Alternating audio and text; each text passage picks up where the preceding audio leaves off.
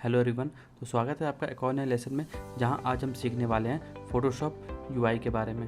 तो आज के लेसन में आपको वो चीज़ें बताऊंगा जो कि आपको फोटोशॉप में जानना बहुत ज़रूरी है, जो कि छोटे से लेकर बड़ी चीज़ वो सब आप यहां पे आज सीखने वाले हैं, जिसे हम इंटरफेस बोलते हैं, जिसे हम नॉर्मली कहते हैं वर्क स्पेस। तो वर्क प्लेस हम इसलिए कहते हैं क्योंकि हम उसे अपने हिसाब से उसको कस्टमाइज़ कर सकते हैं, यानी उसको हम अपने हिसाब से उसको एडजस्ट कर सकते हैं जहाँ हमें उसकी नीड हो, और उससे हम उसे सेव भी कर सकते हैं। तो सबसे पहले मैं आपको यहाँ पे मेन पार्ट बताने वाला हूँ फोटोशॉप का।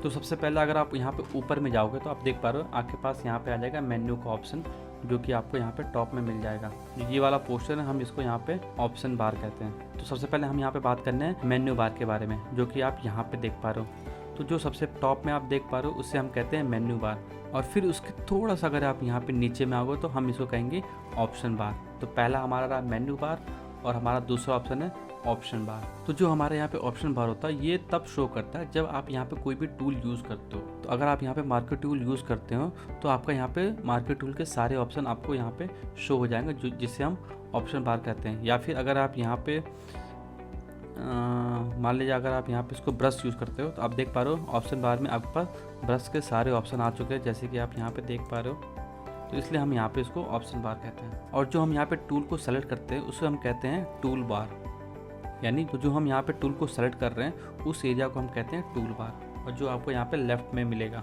और जो हमारे यहाँ पे मेन में है हम इसे कहते हैं डॉक्यूमेंट विंडो, जो आपको यहाँ पे मिडिल में मिल जाएगा, जिसे हम इसे स्मॉल भी कर सकते हैं या फिर हम इसे बड़ा कर सकते हैं। तो इस वाले पोर्शन को हम डॉक्यूमेंट विंडो कहते हैं, क्योंकि हम यहाँ पे ही, तो इसे हम डॉक्यूमेंट विंडो इसलिए कहते हैं क्योंकि हम अपना सारा वर्क इसी पे ही करते हैं। जो हमारा वाइट वाला पोर्शन आप यहाँ पे देख पा रहे हो। तो मैं आपको यहाँ पे एक और बार बताने वाला हूँ, जो कि आप यहाँ पे डॉक्यूमेंट विंडो के जस्ट ऊपर देखोगे, उसे हम कहते हैं, जिसे हम कहते हैं डॉक्यूमेंट टैब। इससे क्या होता है कि हम यहाँ पे कोई किसी भी डॉक्यूमेंट में स्विच कर सकते हैं, यानी अगर हम इस डॉक्यूमेंट में काम कर रहे हैं तो हम यहाँ से स्विच करके यहाँ से अपने ऑब्जेक्ट को यहाँ पे मूव कर सकते हैं, या फिर अगर हम इसमें चेंजेस कर सकते हैं फिर हम इसमें भी चेंजेस कर सकते हैं अपने अकॉर्डिंग, या फिर यहाँ से कॉपी करके यहाँ पेस्ट कर सकते हैं। तो इसे हम यहाँ पे इसको कहते हैं डॉक्यूमेंट टैब। और ये रहा हमारा ऑप्शन टैब, और ये रहा हमारा मेन्यू, और हमारा ये रहा टूल बार। और फिर हम अगर हम यहाँ पे राइट पे जाते हैं तो हमारे पास मिल जाएगा पैनल। जैसे कि आप यहाँ पे देख पा रहे हो कुछ हमारे पास जो पैनल है वो खुले हुए रहेंगे, जैसे कि आप प्रॉपर्टीज़ देख पा रहे हो, हमारे यहाँ पे लेयर्स देख पा रहे हो, ये हमारे ओपन है। और कुछ हमारे जो पैनल है वो बंद है, जैसे कि चैनल,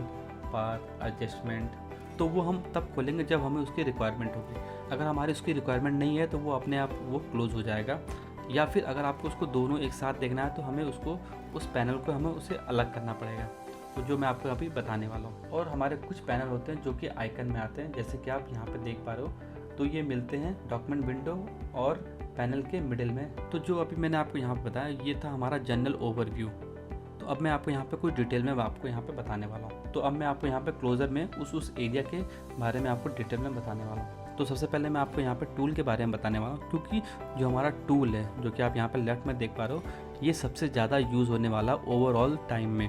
तो हम कोई भी यहाँ पे काम करेंगे तो हमारा टूल के बिना कोई भी काम नहीं होगा। तो हमें यहाँ पे सबसे पहले हम यहाँ पे टूल के बारे में जानेंगे। तो सबसे पहले आपने यहाँ पे देखा होगा मूव टूल, क्योंकि मैं यहाँ पे स्टार्टिंग से मैं आपको यहाँ पे मूव करके दिखा रहा हूँ, जैसे कि आप यहाँ पे देख पा रहे हो एरो की तरह।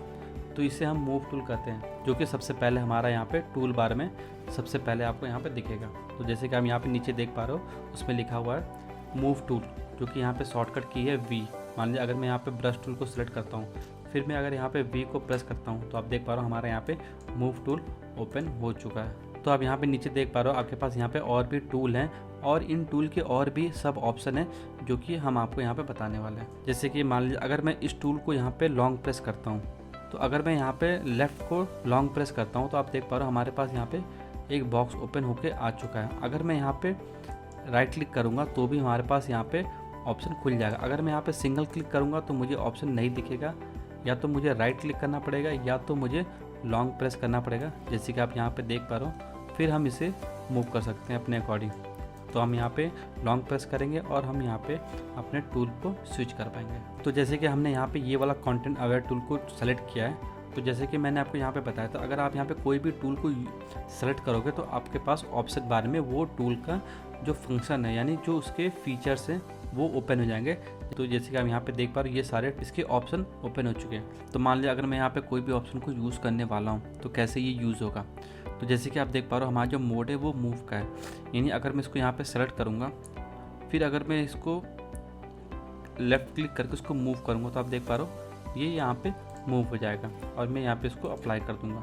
ठीक है, तो यानी क्या किया इसने, शिफ्ट किया, यानी ये ऑप्शन है हमारा मूव का। तो अभी मैं इसको यहाँ पे Ctrl Z करता हूँ, फिर मैं इसको डिसेलेक्ट करता हूँ। अब हम क्या करेंगे, हम यहाँ पे पहला ऑप्शन चूज़ करेंगे जो कि एक्सटेंड का, और ये हमारे ये डिफ़ॉल्ट सेटिंग है, यानी जो हमारा कंटेंट अवेयर टूल का जो मोड टूल है वो हमारा एक्सटेंड डिफ़ॉल्ट है। तो इसका मतलब ये है कि अगर मैं यहाँ पे इसका सिलेक्शन बनाता हूँ और फिर मैं इसको यहाँ पे मूव करूँगा तो ये क्या करेगा, ये एक्सटेंड कर जाएगा, यानी जो हमारे यहाँ पे जो इमेज है वो सेम यहाँ पे भी कॉपी हो जाएगा। तो कॉपी करने के लिए हमें क्या करना पड़ेगा, हमें इसको अप्लाई करना पड़ेगा। तो आप देख पा रहे हो जो हमारा यहाँ पे ये इमेज था वो हमारा यहाँ पे सेम आ चुका है। तो यानी हम यहाँ पे अपने इमेज को एक्सटेंड कर सकते हैं। जैसे कि आप यहाँ पे देख पा रहे हो हम इसको यहाँ पे भी इसको अप्लाई कर सकते हैं और फिर हम यहाँ पे इसको डिसेलेक्ट कर देंगे तो ये हमारी इमेज यहाँ पे आ चुकी है। तो जो हमारे यहाँ पे ओरिजिनल इमेज रहेगा वो हमारा वहीं पे सेव रहेगा, वो हमारा ख़राब नहीं होगा। तो अभी हमने यहाँ पे क्या किया था, हमने यहाँ पे सबसे पहले मूव किया था और जो हमारे यहाँ पे दूसरा ऑप्शन था वो था एक्सटेंड था, और जो हमारे यहाँ पे एक और ऑप्शन है जो कि है रिमूव का, यानी हम यहाँ पे किसी भी इमेज को यानी किसी भी ऑब्जेक्ट को वहाँ से उसको रिमूव कर सकते हैं कम्प्लीटली। यानी अगर हमारे पास ये वाली ऑब्जेक्ट है तो हम यहाँ पे इसको पूरा का पूरा इसको रिमूव कर देंगे। और जो भी हम यहाँ पे ऑप्शन बार में कोई भी सेलेक्ट करते हैं, यानी अगर हम यहाँ पे कोई भी टूल को सेलेक्ट करके ऑप्शन बार में उस ऑप्शन को सेलेक्ट करते हैं ऑप्शन बार से, और फिर हम यहाँ पे इसको मूव टूल को सेलेक्ट करते हैं, फिर अगर हम यहाँ पे सेम कंटेंट अवेयर टूल को अगर यूज़ करते हैं तो वो सेम जो हमने पहले उसको यूज़ किया था, यानी जो हमने पहले उसको डिफ़ॉल्ट सेटिंग दिया था वो सेम वही ऑप्शन खुलेगा। ऐसा नहीं है कि अगर आपने उसको बंद कर दिया फिर आपने उसको खोला तो वो नया नहीं खुलेगा, वो सेम जो आपने पहले सेटिंग दिया था तो वो वही सेटिंग ही ओपन होगा, वो कुछ और ओपन नहीं होगा। तो जो हमारे यहाँ पे फोटोशॉप है वो हमारे पुराने जो हमने यहाँ पे सेटिंग को यूज़ किया है वही सेटिंग को वो डिफ़ॉल्ट यूज़ करता है हर बार। तो अगर आपको यहाँ पे लगता है जो आपने यहाँ पे ऑप्शन बार से कोई भी चेंजेस किया है उसको आपको यहाँ पे रिसेट करना है तो आप उसको रिसेट भी कर सकते हो। तो उसके लिए हमें क्या करना पड़ेगा, हमें यहाँ पे जाना पड़ेगा लेफ़्ट में, जैसे कि आप यहाँ पे देख पा रहे हो ये वाला ऑप्शन, फिर हम यहाँ पे जाएंगे सेटिंग। तो अगर आप यहाँ पे नीचे जाओगे तो आपके पास ऑप्शन आएगा रीसेट टूल का, तो ये सिर्फ इसको ही रीसेट करेगा। ठीक है, अगर आपको यहाँ पे पूरे टूल को रीसेट करना है तो आप यहाँ पे रीसेट ऑल टूल भी कर सकते हो। तो जो आप यहाँ पे लेफ्ट में टूल देख पा रहे हो टूल बार ऑप्शन में, अगर आपको लगता है कि आपको कोई टूल को रिमूव करना है या फिर उसको मूव करना है अपने अकॉर्डिंग, उसको आप यहाँ पे एडजस्ट भी कर सकते हो। तो जो हम यहाँ पे टेक्निक को यूज़ करना है ये सिर्फ हमारा CC में है, यानी क्रिएटिव क्लाउड में ही है, हमारे पुराने सॉफ्टवेयर में नहीं है, यानी पुराने वर्जन में ये चीज़ आपको नहीं मिलेगा, ये सिर्फ आपको यहाँ पे क्रिएटिव क्लाउड में ही मिलेगा। तो अगर मैं यहाँ पे इसको लॉन्ग प्रेस करता हूँ तो आप देख पा रहे हो एडिट टूल बार का ऑप्शन यहाँ पे आ जाता है। तो अगर मैं यहाँ पे इसको क्लिक करूँगा तो आप देख पा रहे हो आपके पास यहाँ पे सारा टूल आपको यहाँ पे दिख पा रहा है। तो अगर आपको यहाँ पे लगता है जो आप यहाँ पे टूल यूज़ नहीं करते हो नॉर्मली, मान लिया अगर आप यहाँ पे ये टूल यूज़ नहीं करते हो तो आप इसको यहाँ पे ड्रैग करके राइट में रख सकते हो, तो ये हमारा एक्स्ट्रा में चला जाएगा, यानी ये आपको यहाँ पे नहीं दिखेगा। जैसे अगर मैं यहाँ पे प्रेस करूँगा, अगर मैं यहाँ पे डन करता हूँ फिर मैं यहाँ पे राइट क्लिक करता हूँ तो आप देख पा रहे हो वो वाला हमारे पास ऑप्शन नहीं रहा। फिर मैं यहाँ पे जाऊँगा एडिट में और फिर हम यहाँ पे इसको एडजस्ट भी कर सकते हैं, फिर हम यहाँ पे इसको डन कर सकते हैं। तो जो आपने यहाँ पे सेटिंग से हटाया है, जैसे कि मान लीजिए अगर आपने यहाँ से ये हटा दिया या फिर इसको हटा दिया, फिर अगर आप इसको डन कर दिया, अगर आपको लगता है उसको आपको फिर से चाहिए, हमेशा के लिए नहीं, अगर आप उसको मीन्स सिंगल यूज़ के लिए चाहिए तो आप यहाँ पे राइट क्लिक करके ये वाला ऑप्शन को यहाँ से सेलेक्ट कर सकते हो और फिर इसको यहाँ पे अप्लाई कर सकते हो। तो आप देख पा रहे हो हम यहाँ पे इस तरह इसको अप्लाई भी कर सकते हैं। तो अगर आपको यहाँ पे सेटिंग को रीसेट करना है तो यहाँ पे आप रिस्टोर डिफ़ॉल्ट में जाके इसको रीसेट भी कर सकते हैं। तो अभी के लिए मैं इसको यहाँ पे डन करता हूँ क्योंकि आप इसको समझ चुके हो, फिर मैं यहाँ पे इसको डन कर दूँगा। तो अगर आपको यहाँ पे लगता है जो आपको यहाँ पे टूल बार है वो एक में नहीं चाहिए, आपको यहाँ पे दो में चाहिए, यानी आधा इधर चाहिए और आधा को इधर चाहिए, तो आप इसको डिस्ट्रीब्यूट भी कर सकते हो। डिस्ट्रीब्यूट करने के लिए आप यहाँ पे जो आप कॉर्नर में ये ऑप्शन देख पा रहे हो, अगर इसको यहाँ पे क्लिक करते हो तो जो आपका यहाँ पे टूल बार है वो दो पार्ट में डिवाइड हो चुका है। अगर आपको लगता है आपको सिंगल में चाहिए तो आप यहाँ पे फिर से उसको क्लिक करके उसको सिंगल में कर सकते हो। तो आप यहाँ पे टूल के बारे में सब कुछ जान चुके हैं। तो अब हम यहाँ पे जाएंगे डॉक्यूमेंट विंडो में। तो मैं आपको यहाँ पर ऑलरेडी बता चुका हूँ डॉक्यूमेंट टैब के बारे में। इसका मतलब ये होता है कोई भी डॉक्यूमेंट में उसको स्विच कर सकते हो अपने अकॉर्डिंग। तो यहाँ पे एक और चीज़ आपको दिख जाएगा जो कि है रूलर का, जो आप अभी यहाँ पे नहीं देख पा रहे हो। तो रूलर को यूज़ करने के लिए, उसको ओपन करने के लिए आप यहाँ पे शॉर्टकट की को भी यूज़ कर सकते हो, जो कि Ctrl+R। अगर आप यहाँ पे प्रेस करते हो आप देख पा रहे हो आपका यहाँ पे रूलर ओपन हो चुका है। अगर आपको लगता है कि रूलर नहीं चाहिए तो आप यहाँ पे फिर से Ctrl+R प्रेस करके उसको रिमूव कर सकते हैं और फिर उसको यहाँ पे वापस ला सकते हैं। या फिर अगर आपको यहाँ पे शॉर्टकट की यूज़ नहीं करना है तो आप यहाँ पे व्यू में जा करके फिर यहाँ पे रूलर को बंद कर सकते हैं या फिर उसको ओपन कर सकते हैं। तो जो आप यहाँ पे मेजरमेंट देख पा रहे हो ये आप पिक्सल में देख रहे हो। अगर आपको लगता है कि पिक्सल में नहीं चाहिए, आपको इंचेस में चाहिए या फिर आपको कुछ और चाहिए तो आप उसको चेंज भी कर सकते हो। तो चेंज करने के लिए तो आपको यहाँ पे रूलर पे जाके राइट क्लिक करना है। तो अभी आप यहाँ पे देख पा रहे हो ये हमारा इंचेस पे आ रहा है, आप इसको पिक्सल भी कर सकते हो या फिर उसको सेंटीमीटर या फिर उसको परसेंटेज पे आप उसको चेंज कर सकते हो अपने अकॉर्डिंग। तो आपने यहाँ पे नोटिस किया होगा जो भी आप यहाँ पे चेंजेस करोगे वो आपका यहाँ से स्टार्ट होगा, यानी जो आपका डॉक्यूमेंट होगा वो 0 से ही स्टार्ट होगा। फिर आपका ये नेगेटिव में आप यहाँ चला जाएगा, यानी ये प्लस में जा रहा है और हमारे यहाँ पे नेगेटिव में जा रहा है। तो ये मैटर नहीं करता, हमारा मैटर ये करता है कि हमारा जहाँ से डॉक्यूमेंट स्टार्ट हो रहा है तो वो वहाँ से ही स्टार्ट होगा। जैसे कि आप देख पा रहे हो हमारे यहाँ पे 0 और फिर हमारा यहाँ से दोनों और 0 है। तो जैसे कि आप यहाँ पे देख पा रहे हो जो हमारे यहाँ पे डॉक्यूमेंट विंडो का बैकग्राउंड है, जो कि आप यहाँ पे ग्रेस देख पा रहे हो, आप उसको भी चेंज कर सकते हो अपने अकॉर्डिंग। अगर आपको लगता है जो आपका यहाँ पे कलर है वो आपको सही नहीं लग रहा है तो आप उसको चेंज भी कर सकते हो। तो उसके लिए क्या करना पड़ेगा, आपको यहाँ पे कहीं भी राइट क्लिक करना पड़ेगा और फिर आप उसको ब्लैक कर सकते हो या फिर उसको डार्क ग्रे कर सकते हो या फिर मीडियम ग्रे या फिर लाइट ग्रे या फिर उसको कस्टम में उसको कर सकते हो अपने अकॉर्डिंग। तो मैं क्या करता हूँ अभी मैं इसको यहाँ पे स्विच कर सकता हूँ डिफ़ॉल्ट में, जो कि पहले था। तो अभी तो हमने यहाँ पे सिर्फ डॉक्यूमेंट विंडो का बैकग्राउंड चेंज किया, आप इसका पूरे फोटोशॉप का भी यूआई कलर चेंज कर सकते हो। तो अगर आपको यहाँ पे पूरे यूज़र इंटरफेस का कलर चेंज करना है तो उसके लिए आपको यहाँ पे जाना पड़ेगा एडिट में, जो कि आपको यहाँ पे टॉप में मिल जाएगा। फिर आपको यहाँ पे जाना पड़ेगा प्रेफरेंसेस, फिर यहाँ पे जाएंगे जनरल, फिर हम यहाँ पे जाएंगे दूसरा ऑप्शन में जो कि है इंटरफेस पे। तो आप यहाँ से भी चेंज को कर सकते हो। जैसे कि आप देख पा रहे हो मैं यहाँ पे लाइट कर सकता हूँ, ऑल लाइट या फिर वाइट या फिर इसको डार्क कर सकते हो या फिर इसको ब्लू कर सकते हो अपने अकॉर्डिंग। तो इस तरह से आप यहाँ पे यूआई का भी कलर चेंज कर सकते हैं। तो अभी के लिए मैं इसको यहाँ पे डिफ़ॉल्ट करता हूँ जो कि पहले था। एडिट में प्रेफरेंसेस में जाऊँगा, फिर मैं यहाँ पे जाऊँगा, फिर मैं यहाँ पे जाऊँगा इंटरफेस में और फिर मैं यहाँ पे डिफ़ॉल्ट कलर को सेलेक्ट करके उसको अप्लाई कर दूँगा। तो अब हम यहाँ पे राइट पैनल में जाने से पहले मैं आपको यहाँ पे बहुत ही इंपॉर्टेंट चीज़ बताने वाला हूँ जो कि आपको नीचे मिलेगा, जो कि आप यहाँ पे देख पा रहे हो कॉर्नर में, इसको हम बोलते हैं स्टेटस बार। तो यहाँ पे जो आपको डिफ़ॉल्ट में मिलेगा वो रहेगा डॉक्यूमेंट साइज में, तो आप इसको चेंज कर सकते हो अपने अकॉर्डिंग। तो जो हमारे यहाँ पे डॉक्यूमेंट साइज होता है, यानी इसका मतलब ये होता है जो आपके यहाँ पे इमेज है वो उसकी जो साइज है वो आपको यहाँ पे शो करेगा। अगर आप यहाँ पे कोई भी लेयर को ऐड करते हो फिर उसमें यहाँ पे कोई भी चेंजेस करते हो, यानी कोई भी ब्रश को यूज़ करते हो, तो आपका यहाँ पे जो डॉक्यूमेंट का साइज़ है वो इंक्रीज़ होते जाएगा और आपको यहाँ पे दिखने लगेगा धीरे धीरे।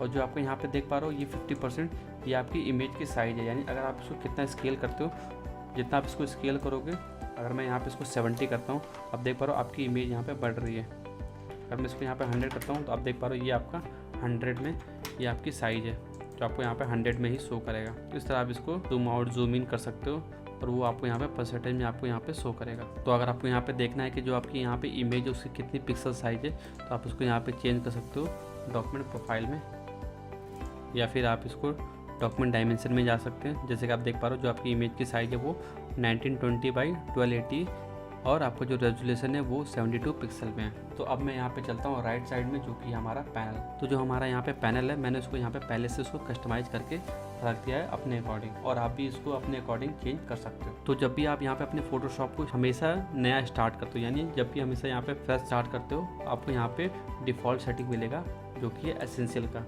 जैसे कि आप यहाँ पे देख पा रहे हो।